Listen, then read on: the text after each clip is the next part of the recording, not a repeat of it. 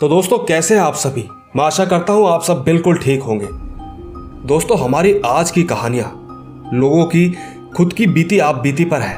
मैं आपसे अनुरोध करूंगा कि एक बार इन्हें जरूर सुनिए। आखिरकार इन्होंने जो कुछ भी देखा, जो कुछ भी हुआ, वो हम सभी से साझा करना चाहते हैं। साथ ही आपको यह बता दूं कि अगर आप पहली बार मेरे इस चैनल पर आए हैं तो चैनल को अभी सब्सक्राइब करके बेल बटन ऑल पे कर लीजिए। वैसे अगर आप चाहते हैं कि मैं आपकी कहानियों को अपनी आवाज़ दूं तो कहानियां सुनने के बाद आप मुझे इंस्टाग्राम पर मैसेज कर सकते हैं। मेरी आईडी है महेश आर्या यूट्यूबर। कहानियों के बाद मैं आपको वहीं मिलूंगा। तो दोस्तों बिना देरी किए जल्दी से अपने अपने हेडफोन लगाएं और शुरू हो जाएं मेरे यानी महेश के साथ। दोस्तों मेरा नाम ज्योतिषमान शमी है। मैं असम का रहने वाला हूँ और आज जो कहानी मैं आप सभी को सुनाने जा रहा हूँ वो कहानी मेरे ताऊजी के साथ घटी एकदम सच्ची घटना है। दरअसल ये बात 1981 की है, जब मेरे ताऊजी की शादी भी नहीं हुई थी। मेरे ताऊजी का अपना एक मिल का कारखाना था, जहाँ पर अक्सर गांव के लोग धान की खेती के बाद उसे वहाँ लाकर कारखाने में उसका चावल बनाते थे। तो दोस्तों इसी तरह एक दिन वहाँ पर काफ़ी ज़्यादा काम आ गया था, जिस कारण मेरे ताऊजी को उस मिल पर रात के 11:30 बज गए। तो ठीक उन दिनों के समय गांव में इसे बहुत ज़्यादा रात मानी जाती थी। इसी वजह से इस समय पर गांव में एक भी आदमी नहीं दिखता था। ताऊजी का मिल उनके घर से करीब 8 किलोमीटर की दूरी पर था। हालांकि उस समय उनके पास एक बाइक हुआ करती थी, वो उसी बाइक से आना जाना किया करते थे। तो ठीक उस दिन भी वो बाइक से ही आ रहे थे तो अचानक रास्ते में बारिश भी शुरू हो गई। वैसे ताऊजी के मिल और घर के बीचों बीच एक हॉस्पिटल पड़ता था, जो कि एक वक्त में ब्रिटिश का हुआ करता था। बारिश ज़्यादा तेज होने के कारण जब वो उस हॉस्पिटल के पास पहुंचे तो वो हॉस्पिटल के बरामदे में खड़े होकर बारिश के रुकने का इंतजार करने लगे। दोस्तों उस समय मोबाइल फ़ोन नहीं हुआ करता था, इसीलिए वो किसी को फ़ोन करके अपनी मदद के लिए भी नहीं बुला सकते थे। मेरे ताऊजी वहीं खड़े रहे कि उन्होंने देखा कि हॉस्पिटल की दूसरी तरफ से 3-4 नर्स हंसते हुए जा रही थी। ये देखकर ताऊजी ने उन्हें तुरंत आवाज लगाई, पर सामने से कोई जवाब नहीं आया। ताऊजी को लगा कि शायद उन्होंने मेरी आवाज नहीं सुनी होगी, इसीलिए वो उनके पीछे दौड़ते हुए चले गए। कुछ ही दूर जाने के बाद उन्होंने देखा तो वहां पर कोई भी नहीं था। वो नर्स की ड्रेस में जो महिलाएं थी वो अचानक कहीं गायब हो गई थी। ताऊजी कुछ इस बारे में सोचते कि उन्हें दोबारा से उनके पीछे से नर्स की हंसने की आवाज सुनाई दी, और जब वो पीछे मुड़े तो वही 4 नर्स दूसरी तरफ से आने लगी। ताऊजी ने सोचा कि ऐसा कैसे हो सकता है, वो अभी तो मेरे सामने से गई तो मेरे पीछे से कैसे आ सकती है, क्योंकि जिस तरफ वो नर्स पहले गए थे वहां से दूसरी तरफ से जाने के लिए उन नर्सों को ताऊजी के सामने से ही गुजरना पड़ता। ताऊजी पहले तो सोच में पड़ गए कि आखिर ये हो क्या रहा है। उन्होंने दोबारा उनका पीछा किया तो थोड़ी दूर भागने के बाद जब वो उनके करीब पहुंचे तो फिर से वो सब की सब कहीं गायब हो चुकी थी। पर इस बार ताऊजी अंदर तक डर गए। वो समझ चुके थे कि ये इंसान तो नहीं है। वैसे ताऊजी ब्राह्मण थे तो वो वहीं पर गायत्री मंत्र का जाप करने लगे। ऐसा करते ही सब कुछ नॉर्मल हो गया। थोड़ी ही देर बाद बारिश भी थम चुकी थी। बारिश के रुकते ही ताऊजी ने तुरंत अपनी बाइक स्टार्ट करी और सीधा अपने घर पर जाकर ही रोकी। घर पहुंचते ही उन्होंने अपनी माँ को ये सारी बातें बताई। तब जाकर मेरी दादी ने ताऊजी से कहा कि जब वो हॉस्पिटल चालू रहता था तब उन दिनों किसी ने उन नर्सों के साथ कुछ गलत किया और फिर उन्हें जान से भी मार दिया था। तभी से वो नर्स रात में किसी न किसी को दिखाई दे जाती हैं। साथ ही दादी ने यह भी बताया कि बेटा ये सारी चीजें हर किसी को नहीं दिखाई देती। दोस्तों इसके बाद ताऊजी ने करीबन 2-3 दिन तक अपने घर में पूजा करी और ऊपर वाले का ध्यान करा। वैसे इसके बाद से ताऊजी के साथ आज तक कुछ नहीं हुआ है। खैर मैं ले चलता हूं आपको हमारी आज की दूसरी कहानी की तरफ। आइए सुनते हैं। दोस्तों मेरा नाम विकास है। मैं उड़ीसा के सारनकुल गांव का रहने वाला हूं और आज जो कहानी मैं आप सभी को सुनाऊंगा वो मेरे साथ घटी एक सच्ची घटना है। दोस्तों ये बात 2007 की है, जब मैं गांव में पढ़ाई किया करता था। तब मैं 8वीं कक्षा में था। एक दिन मैं और मेरे कुछ दोस्त ऐसे ही रात को मेरे घर के पास में पहाड़ के नीचे एक बड़ा सा मैदान था। हम सब वहीं बैठकर बातें कर रहे थे। तो बातों ही बातों में सबने कहा कि आज मैदान पर ही सोएंगे, क्योंकि सुबह जल्दी उठना है और पहाड़ में जाकर लकड़ियां लेकर एक छोटा सा क्लब घर बनाएंगे, क्योंकि ऐसा सब गांव में है, केवल हमारे गांव में ही नहीं है। वैसे उसमें हम लोग कैरम खेलेंगे। बातों ही बातों में सबने ठीक है कहा। इसके बाद सारे लड़के चले गए और बोला कि आते हुए लकड़ी काटने के लिए और कुछ सोने के लिए ले आना। सबने ठीक ऐसा ही किया।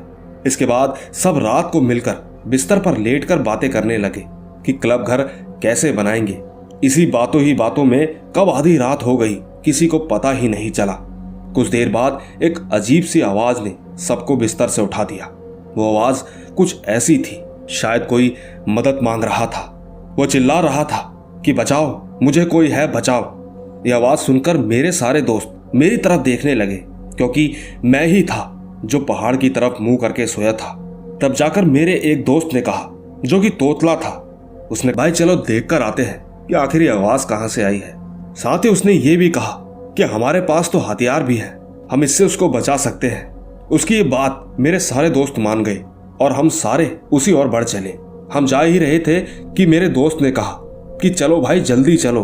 हम सब जल्दी जल्दी आगे बढ़ रहे थे।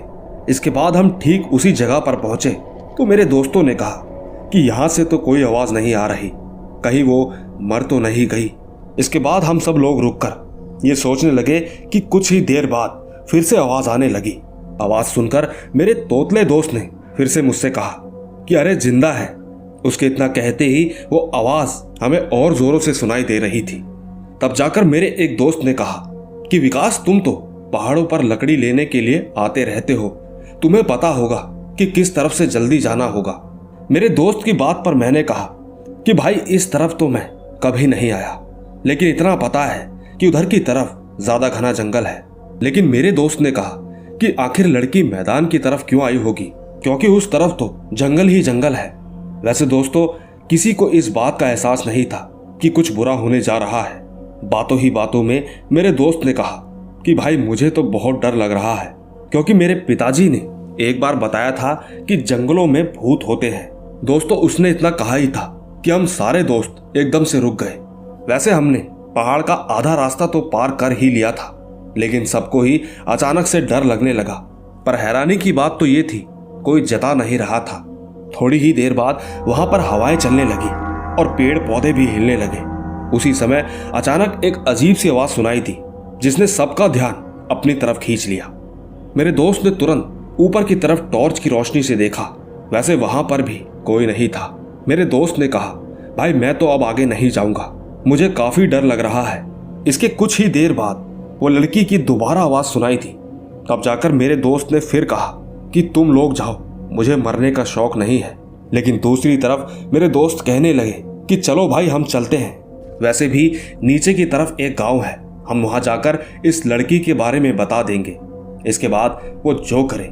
दोस्तों, हम आपस में ये सब बातें कर ही रहे थे कि अचानक एक हंसी की आवाज सुनाई दी थी। सच कहूं तो वो आवाज बड़ी ही डरावनी सी थी। हमारा एक दोस्त तुरंत नीचे की तरफ उतरने लगा। देखते ही देखते वो कब नीचे चला गया किसी को पता नहीं चला। वो नीचे जाकर चिल्लाने लगा और सबसे कहने लगा कि भाइयों, तुम लोग वहां क्यों खड़े हो मरने के लिए, जल्दी से नीचे आ जाओ, मैं तो चला। हमने अपने दोस्त की बात सुनी तो हम भी नीचे की तरफ मुड़े। हम थोड़ा सा नीचे को चले ही थे कि अचानक ऊपर से किसी की आवाज आई। वो कह रहा था कि तुम लोगों की किस्मत अच्छी है जो मेरे इलाके तक नहीं आए, यहीं से वापस जा रहे हो, वरना तुम में से कोई जिंदा नहीं बचता।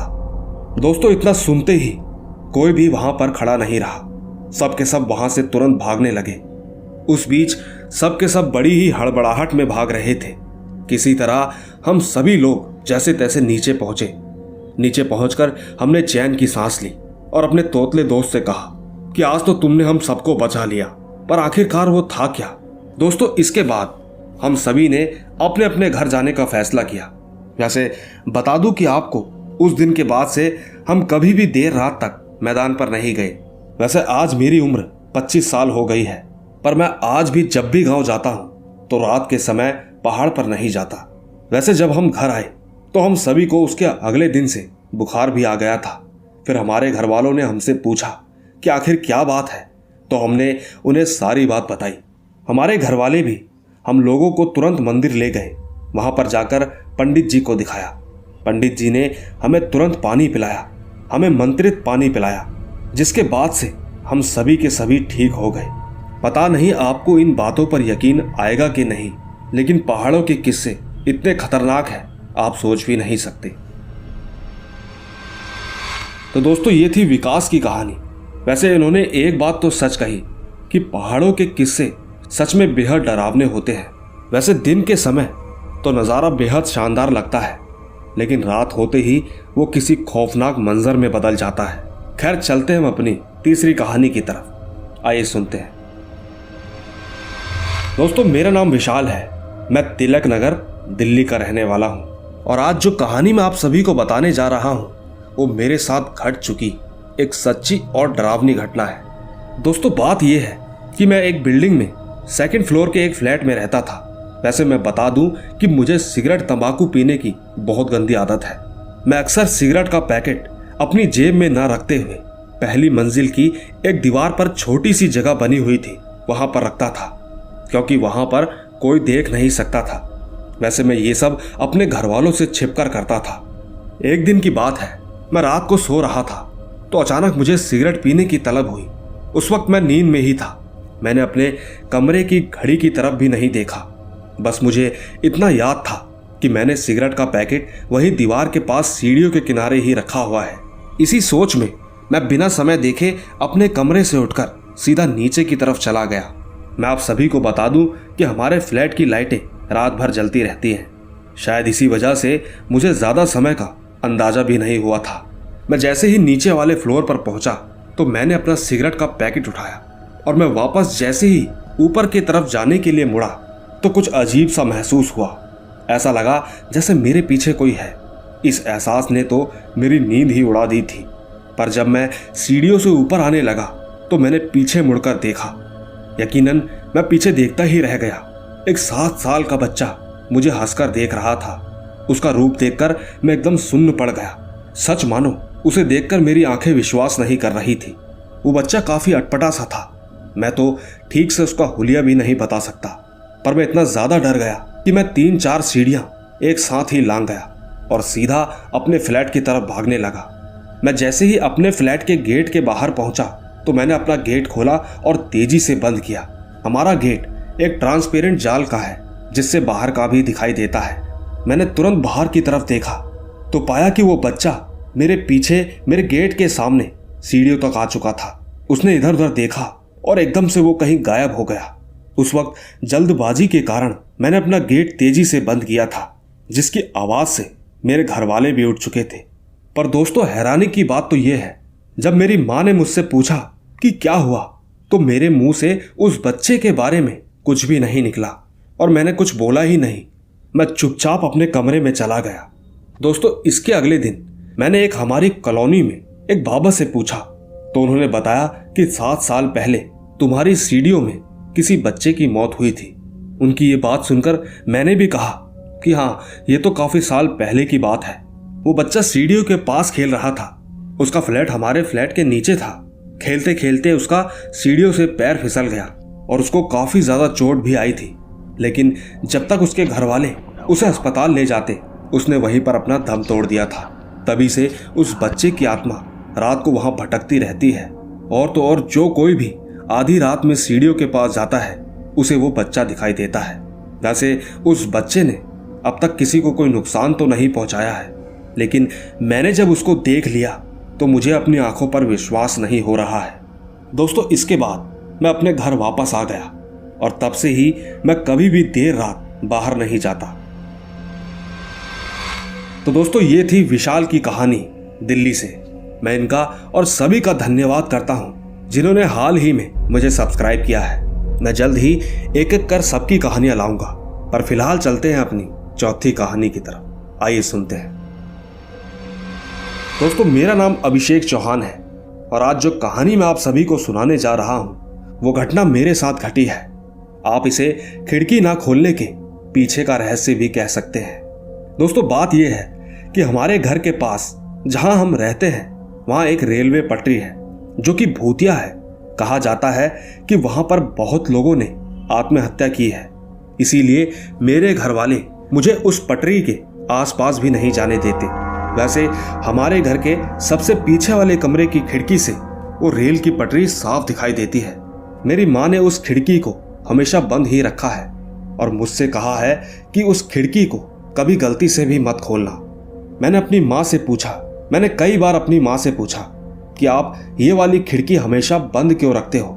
तो दोस्तों, माँ ने जो बताया उसे सुनकर मैं चौंक गया था, पर कहीं ना कहीं मन ही मन में शंका भी थी कि आखिर ऐसा कैसे हो सकता है।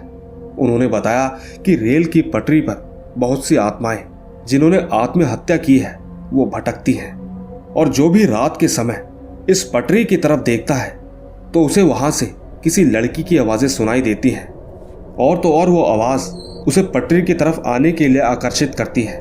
दोस्तों, मैंने माँ की पूरी बात सुनी और मैं पूरी रात इसी बारे में सोचता रहा। वैसे आखिर में माँ ने जो कहा मैं उस बात से एकदम हैरान था। उन्होंने कहा कि जब वो आवाज पटरी की तरफ आने के लिए आकर्षित करती है तो इसके ठीक अगले दिन उस इंसान के शरीर के 2 हिस्सों में कटी हुई लाश मिलती है। बात बड़ी ही अजीब थी, लेकिन मैंने एक चीज नोट की थी कि उस पटरी पर कोई ना कोई आत्महत्या करता रहता है। तो ठीक एक दिन रात को मैं चुपचाप सो रहा था कि आधी रात में मुझे प्यास लगी। मैं धीरे से पानी पीने के लिए उठा। पानी पीते पीते न जाने मेरे मन में क्या आया। मैंने सोचा कि क्यों ना एक बार पीछे वाले कमरे की खिड़की खोलकर देखूं कि उस पटरी पर कुछ है भी या नहीं। मैं चुपके से पीछे वाले कमरे में गया और मैंने जैसे ही वो खिड़की खोली तो मुझे ऐसा लगा कि कोई मुझे जोरों से उस तरफ खींच रहा हो, और तो और मुझे बहुत सारी लड़कियों की रोने की आवाजें भी सुनाई देने लगी। मैं बहुत ज्यादा डर गया था और डर के कारण मैं काफी तेज चिल्लाया। मेरी आवाज से मेरे माता पिता भी जाग गए। वो सीधा उसी कमरे में आए जहां पर मैं मौजूद था। उन्होंने मेरी ऐसी हालत देखी तो वो लोग तुरंत समझ गए। माँ ने तुरंत मुझे संभाला और पिताजी से कहा कि जल्दी से इस खिड़की को बंद करो। उस वक्त घर में क्या चल रहा था मुझे कुछ समझ में नहीं आ रहा था, लेकिन इसके अगले दिन ही मेरे माता पिता ने हमारे घर में पूजा करवाई और साथ ही उस खिड़की को हमेशा के लिए बंद करवा दिया। और तो और पंडित जी ने उस खिड़की पर लाल कपड़ा बांध दिया था। वैसे सच कहूं तो उस दिन के बाद से मुझे आज भी ऐसा लगता है कि अक्सर रातों को मुझे कोई लड़की उस पटरी पर बुला रही है और वो मेरा इंतजार करती रहती है। वैसे कुछ ही दिनों बाद तो हमने अपना घर भी बदल दिया। घर बदलने के बाद अब सब कुछ ठीक है और कोई आवाजें भी सुनाई नहीं देती। तो दोस्तों, देखा आपने, ये था खिड़की ना खोलने का राज। खैर, इनके साथ जो कुछ भी हुआ इसमें आपको कितनी सच्चाई लगती है नीचे कमेंट में जरूर बताइएगा। फिलहाल हम चलते हैं हमारी आज की आखिरी कहानी की तरफ। आइए सुनते हैं। तो दोस्तों, मेरा नाम सैम है। ये बात तब की है जब हम 3 दोस्त जो कि देर रातों तक घूमते रहते थे, लेकिन उनमें से मेरा एक दोस्त ऐसा था जो कि ज्यादा देर तक बाहर घूमने से डरता था। वो रोज हमसे कहता था कि मुझे अपने घर जल्दी जाना है, लेकिन हम लोग उसे जाने नहीं देते थे। तब जाकर कहीं वो बेचारा हमारे चक्कर में रुक जाया करता था। हमने उससे कई बार पूछा कि तुझे घर जाने की जल्दी क्यों लगी रहती है, आखिरकार ऐसी क्या बात है, लेकिन उसने कभी हमें कुछ भी नहीं बताया। ऐसे ही एक दिन वो हमसे जबरदस्ती कर रहा था कि मुझे घर जाना है। उसकी हर बार यही बात से मैंने उससे पूछ ही डाला कि आज तो भाई तुझे बताना ही पड़ेगा, वरना हम तुझे जाने ही नहीं देंगे। हमने उस पर इतना ज्यादा प्रेशर डाला और तब जाकर जो उसने बताया उसने तो हमारे रोंगटे ही खड़े कर दिए। उसने कहा कि हमारे घर में 3 लोगों की आत्मा भटक रही है और ये बात उसके घर वालों को पता नहीं है, ये सिर्फ उसे ही पता है, इसीलिए वो बहुत ज्यादा डरता है। उसने उन आत्माओं को कई बार देखा है, लेकिन उसने कभी किसी को इस बारे में नहीं बताया। आज पहली बार उसने हमें ये बता ही दिया। वैसे दोस्तों, उसकी ये बात सुनकर हम लोगों को उसकी बातें मजाक लगी और हम हंसने लगे। तब जाकर उसने हमसे कहा कि अगर तुम लोगों को यकीन नहीं होता तो एक दिन मेरे घर पर आकर देख लेना। मैंने उससे तुरंत कहा कि तुम बताओ हम कब आए। उसने कहा कि हम कुछ दिन बाद नानी के घर पर शादी में जा रहे हैं, उस समय घर पर कोई नहीं होगा, तब आकर देख लेना। वैसे दोस्तों, उस वक्त हम सच्चाई से रूबरू नहीं हुए थे, तो हमने बिना झिझके कहा कि ठीक है, देखते हैं। इसके बाद सब अपने अपने घर चले गए। कुछ दिन बीत गए और जिस दिन मेरे दोस्त को अपनी नानी के वहां जाना था, उस दिन उसने कहा कि हम आज जा रहे हैं, तुम आ जाना। हमने भी उससे तुरंत कहा कि ठीक है। फिर हम लोग उसी रात उसके घर की खिड़की से उसके घर के अंदर घुसे। वहां जाकर देखा तो वहां पर कुछ भी नहीं था। थोड़ी देर हम इधर उधर घूमे और हम दोनों जैसे ही वापस आने लगे कि तभी हमें ऐसा लगा कि कोई हमें बुला रहा हो। हमने पीछे मुड़कर देखा तो हमें किसी की आवाज सुनाई दी, जिसके कारण हम डर गए।